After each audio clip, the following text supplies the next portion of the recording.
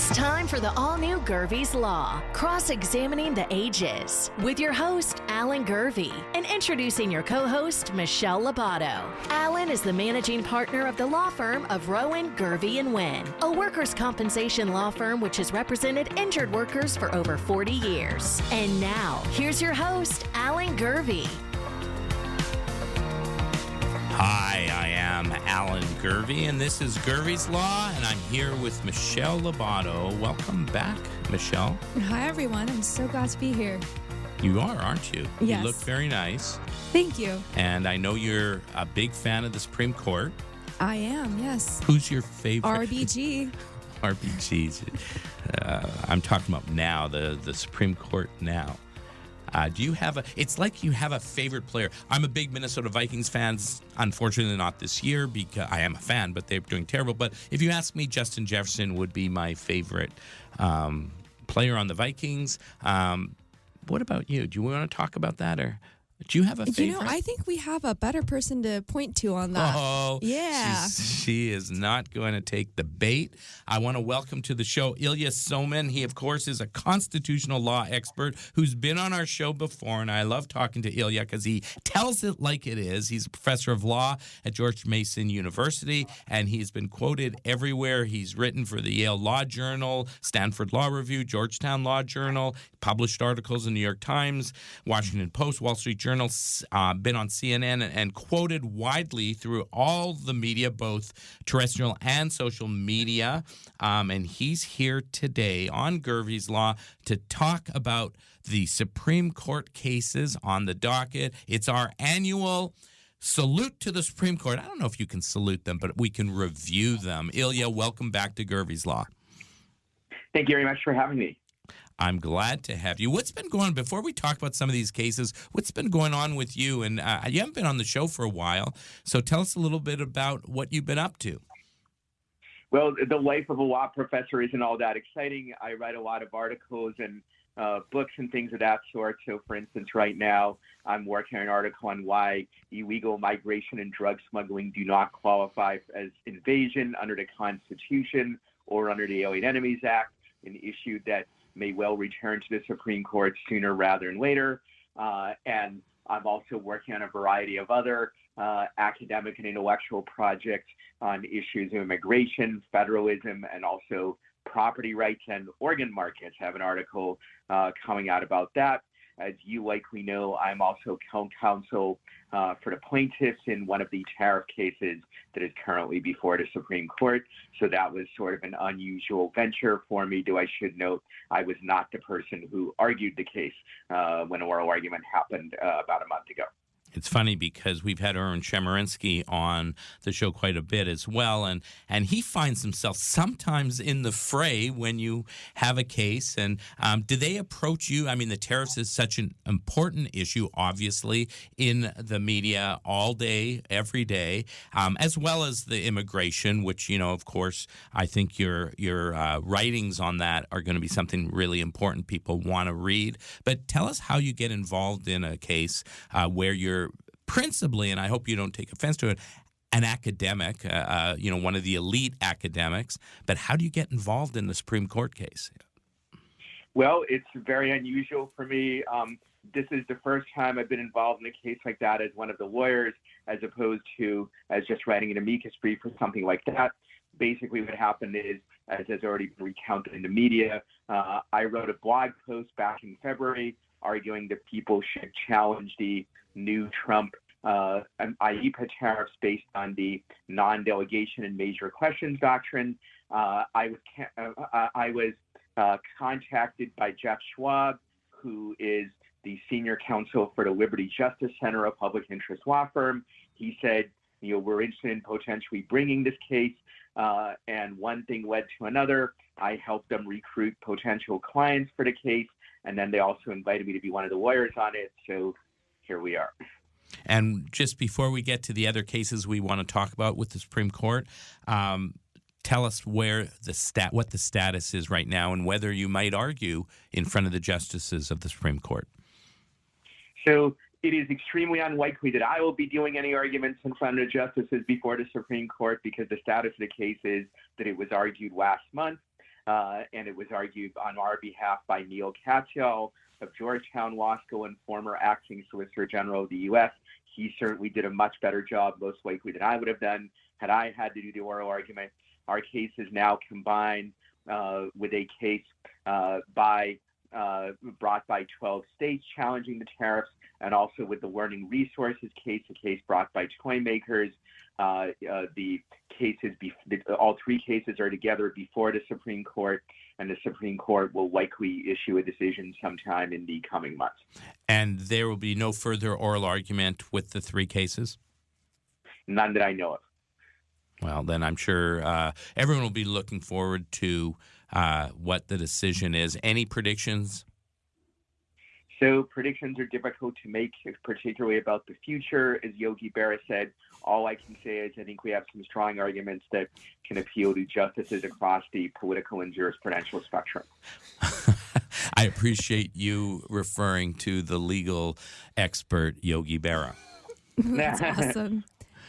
Ilya, on a more personal matter, I'm just curious. It sounds like you're there's this term that us young people use called quote unquote locking in. It sounds like, the Constitution itself seems so, what's the word, big. And I just want to know, what is your routine and how you lock in and like really go line by line and work? So I obviously don't work on every issue in the Constitution. I think few, if any, academics do. There's too many of them. So I have a set of issues that I write about routinely, particularly issues related to federalism, property rights, and certain questions related to separation But how many of powers. hours? How many espresso shots? What time of day is this? I'm very curious. Not many espresso shots because I'm one of the few legal scholars who don't drink coffee. As for hours, I don't drink coffee either, and I'm not even a scholar. Okay, well, there are probably more non-scholars who don't drink than scholars, but who knows? Thank you. So I think the number of hours really varies a lot, from week to week. Some weeks it's a lot, some weeks it's fewer. Obviously, I have other responsibilities, including teaching and grading and committee meetings and so forth, and those also take up varying amounts of time from week to week. Wow, that's impressive. I mean, the no espresso shots and being able to handle all of this work on top of your teaching job is really commendable. Okay, enough kissing up. Let's get to the brass tacks here. Tell us. We're going to talk about 3 or 4 cases. Tell us what they are. What your favorite cases that you're looking forward to, and then of course our legal here, Michelle, has done all the research, so she'll be able to cross-examine you on those cases. Sure. So you want me to list the 3 or 4 cases, or you're going to do so? Well, we can start with Trump versus Slaughter. Is that the one we want to start with? I really like that name. Yeah, sure. Slaughter. So it is my understanding. Did you really just say that? I do like. I think I like when Supreme Court cases have the funny word, the play on words. So it is my... I don't think Rebecca Slaughter will think that way, that it's just her name. I apologize to Rebecca Slaughter for her that. Name, but it the works issue is because really she's important. getting slaughtered from the FTC. Okay. Ilya, what do you have to say to bring a little more of an intellectual perspective on this difficult case? Because I think it could go either way. Sure. So I'm less expert on this case than some of the others we're going to discuss, but I do teach intro constitutional law, and this issue comes up there. This case is about the president's removal power. And the question is, can Congress create executive branch offices, at least in some cases, where the president doesn't have an unlimited power to fire the top people in that particular agency, in this case, the Federal Trade Commission. Rebecca Slaughter, you can correct me if I'm wrong, but as I understand it, she is one of the commissioners, and according to the statute that was adopted by Congress, the president can only fire her for narrowly specified reasons. But the administration and so-called unitary executive theorists argued that limitations on the president's power to remove high-ranking executive branch officials violate the Constitution because this is an inherent part of the executive power. Do you think it makes a difference, though, what agency, which federal agency the employee is working for? I think it probably does, though exactly what difference it makes is highly contestable.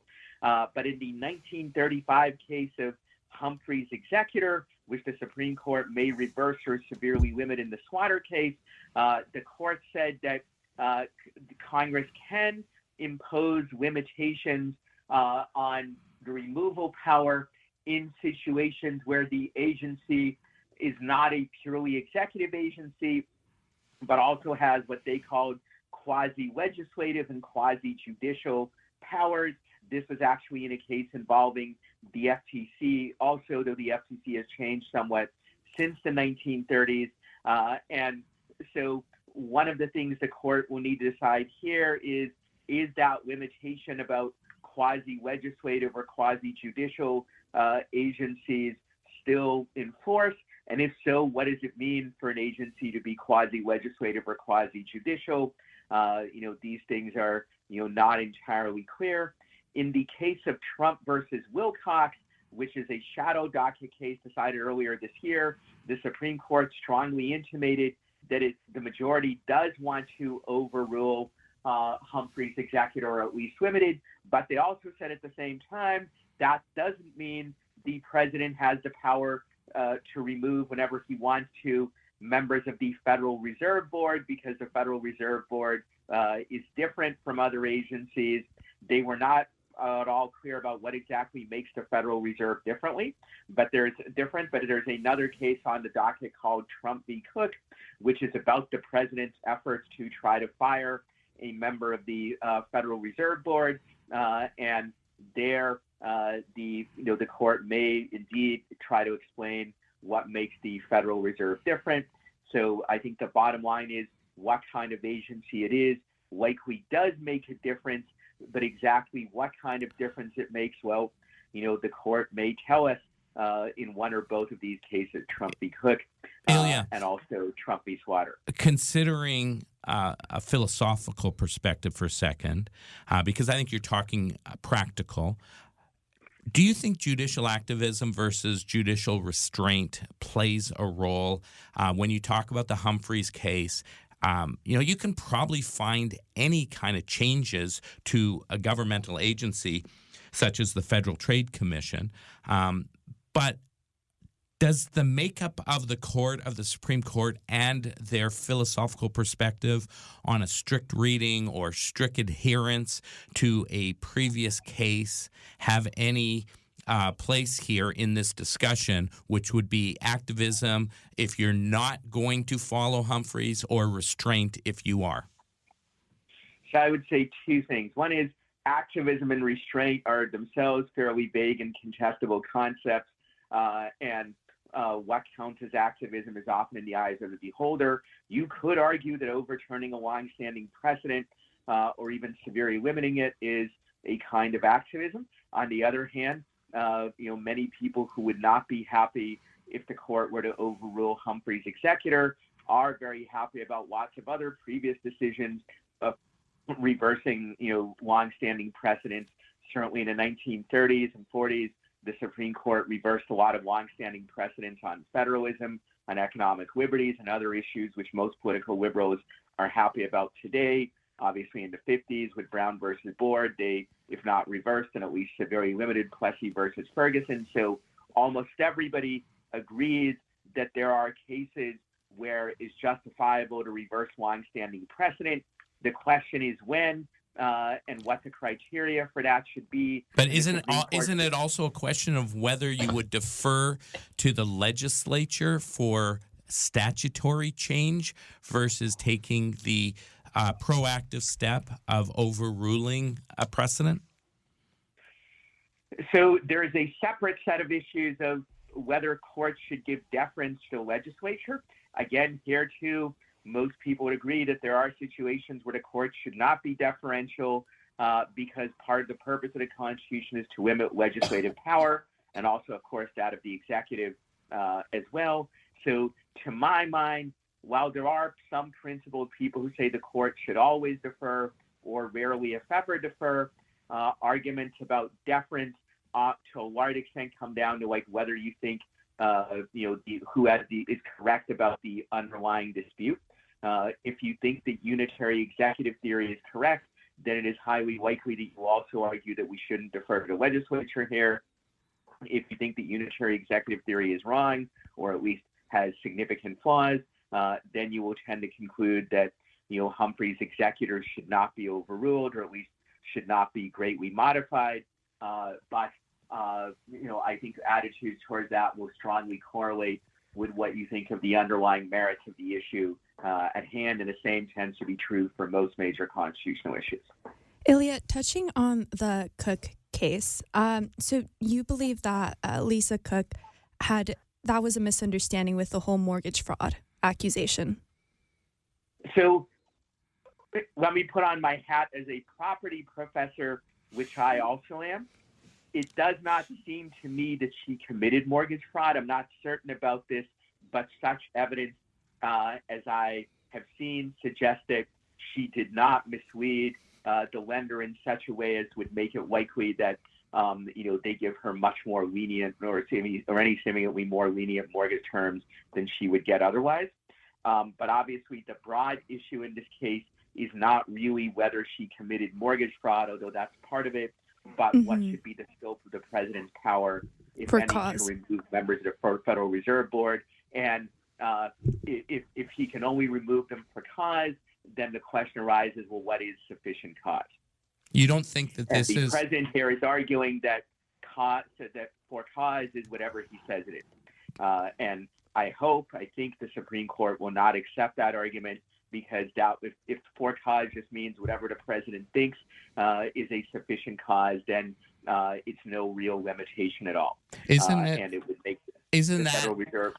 Go ahead. Make the Federal Reserve... No, I'm just saying it would make the Federal Reserve completely under the thumb of the president, which would be very bad, both in practical terms, but I think also in constitutional separation of powers terms as well. That's why I don't understand this case, because to me it seems more like political weaponization versus a simple employment law case of factual versus law. I mean, when we practice law and we're not at the appellate court, we talk about the facts. And if it is an employment law regarding a case regarding the facts, the trier of fact should be able to handle this without getting into the political ramifications, such as in this case. So you are far more an expert in employment law than I am, so I'm going to have to defer to you. I've written a whole book about political ignorance. I have to respect the limits of my own knowledge. So I would just make this limited statement about this, and you feel free to correct me based on your superior knowledge of employment law. One issue is that employment in a high-ranking government agency may not be the same thing as sort of employment in the private sector, or even being a more humble public employee like me, where I'm a professor at a state law school, but my job isn't nearly as important and powerful as a member of the Federal Reserve Board. So, but your writings are, Ilya. Your writings are. Yeah. So that's nice of you to say, but my writings still very likely have far less impact on the world than the Federal Reserve's control of the world's dominant currency. Maybe so. The second issue is, and here, even if the president's real motive is not the ostensible cause that is stated, but just that he would like to put somebody on the board that's more amenable to his interest than Ms. Cook is, still, it may be he has the right to fire her so long as a proper cause does exist, even if that proper cause is not his true motive. Now, in employment law, sometimes there's anti-discrimination rules which say you cannot fire this person, say, based on their race or sex or ethnicity or the like, even if you have an alternative reason that's plausible. Here, maybe you could try to make an argument like that, but it doesn't seem like having political or policy motives is inherently improper in a way that race or sex discrimination, for instance, would be, and that maybe if the president has sufficient cause to fire her, it's arguable that he can still do that, even if that cause is not actually his real motive. You could be an employment lawyer because those are all issues that are relevant and germane. And I think that's what we may hear about in arguments in this case. In our last few minutes, you pick a couple cases that you want to talk about, and we'll go with that. Sure. So I would note a couple cases related to immigration. One is that's definitely before the court. Another that so far is not, but there's a good chance that it will be. One is the birthright citizenship case, which the court granted cert on, I believe, on Friday. Yeah. And obviously, this is going to be a hugely important case in that hundreds of thousands of children or children born this year or in the future may be denied birthright citizenship if Trump were to win this case.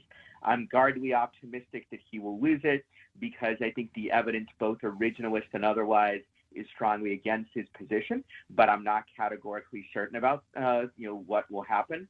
Do you think the political makeup of the court will have any effect? So we will see. Ideally, it shouldn't. However, it is the case that there's some tendency of Supreme Court justices, like the rest of us, that if they like the result, they also will tend to feel like it's more likely to be constitutional. I don't think it's true to say that the Supreme Court justices, any of them, are just purely political and just vote for results they like. But at the margin, that kind of thing, I think, can make a difference because they're human beings who have trouble completely setting aside biases, just like you and I do. So it could be that with at least a couple of justices who are, very conservative and therefore also may be sympathetic to immigration restrictions, that may affect their thinking on this. Obviously, with certain liberal justices, it could go the other way. But I also think, the arguments on this are much stronger for one side than the other, and that will weigh on the justices, which is why I'm guardedly optimistic that the court is not going to rule in favor of administration in this case, though obviously we won't know for sure for some months yet. Okay, what about the other? You said there were two cases or a couple of cases. The other is an issue that I think may well return the court, but I do not know for certain.